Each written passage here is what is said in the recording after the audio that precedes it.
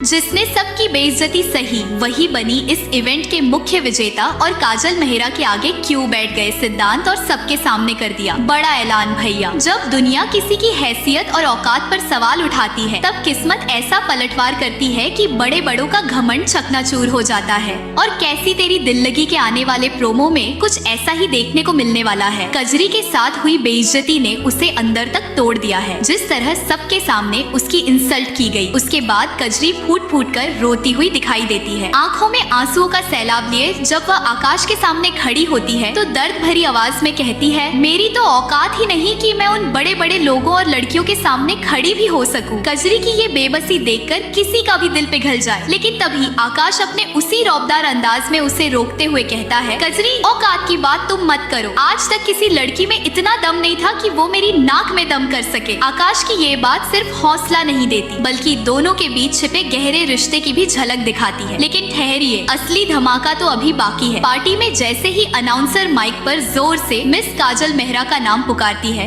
पूरा हॉल एक पल के लिए सन्न रह जाता है। अगले ही पल गुलाबी साड़ी में एक बेहद खूबसूरत, कॉन्फिडेंट और रॉयल अंदाज वाली लड़की एंट्री करती है और वो कोई और नहीं बल्कि कजरी होती है। कजरी का यह ग्लैमरस ट्रांसफॉर्मेशन देखकर आकाश की नजरें भी ठहर जाती है, जबकि वहाँ मौजूद हर शख्स हैरानी से उसे देखता रह जाता है। जो लड़की कुछ देर पहले अपनी औकात पर आंसू बहा रही थी, वही अब पूरे कॉन्फिडेंस के साथ सबके सामने खड़ी है। अब सबसे बड़ा सवाल यही है, क्या कजरी सच में काजल मेहरा बन चुकी है? क्या यह आकाश की कोई मास्टर प्लानिंग है या फिर कजरी ने अपने दुश्मनों को उनकी ही भाषा में जवाब देने के लिए यह नया अवतार अपनाया है? इसका जवाब तो आने वाले एपिसोड में ही मिलेगा। आपको क्या लगता है इस नए अवतार के पीछे किसका गेम है? अपनी राय कमेंट में जरूर बताइए। और ऐसी ही धमाकेदार सबसे तेज टीवी सीरियल अपडेट्स के लिए चैनल को अभी सब्सक्राइब करना बिल्कुल मत भूलिए।